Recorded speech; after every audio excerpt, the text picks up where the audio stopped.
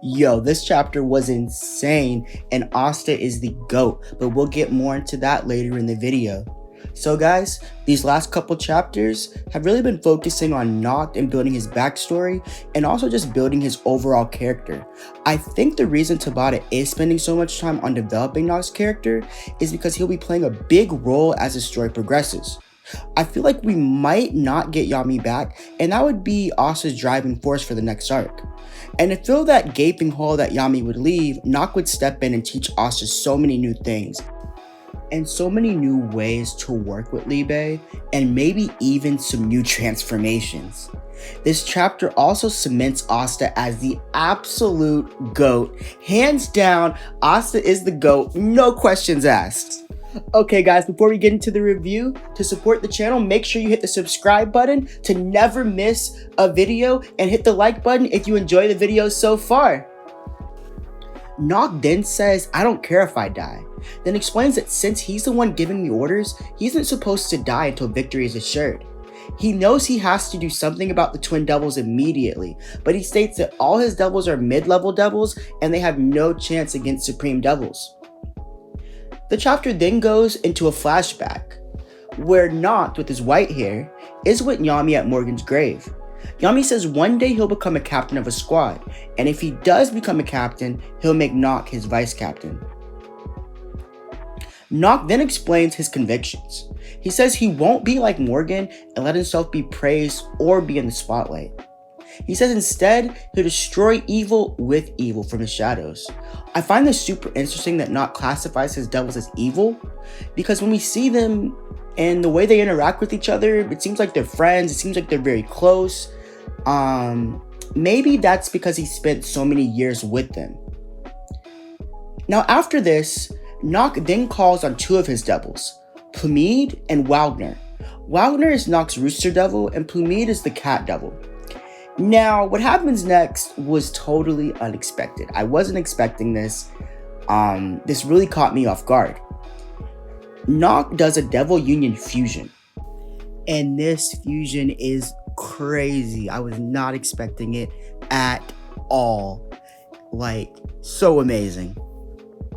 Then he calls this devil union fusion Devil Union Gallus x Felis. The twin devils are so surprised, and they wonder how Nacht's power grew. Nacht then states by sacrificing himself and combining two of the devils together, he can boost the power of a single spell to the same class of Supreme Devil. Now in this chapter they started calling the twin devils Supreme Devils, so I guess that could be classified as a class above the high level devils, or maybe a class below, but they are stronger than mid-level devils. Now the magic spell that he used is called Shadow Magic Monument of Atonement. This spell is supposed to trap the devils in a shadow realm where there's no light, life, or death. So literally this is not a tangible spell. This spell can't be messed with because it's not there. It's not tangible. You can't touch it. It then looks like the twin devils use a mana method to basically destroy Nacht's spell. So these devils are extremely powerful to literally destroy a spell that isn't there. It's not a spell that you can just destroy because it's not something that you can touch. Now, Nacht says this is impossible because they can't break a spell that doesn't physically exist, which makes sense because you can't burn or freeze anything that isn't actually tangible, or so we thought. The devils then clarify that their magic burns and freezes everything, even shadow and light. Their magic can even affect concepts. Now, this is one of the strongest methods of magic that we have seen in this series. Magic that can actually destroy concepts. That's so OP that it can destroy literal concepts. Now, at this point, Nacht has no chance. There's no more surpassing your limits at this point. There's no more transformations.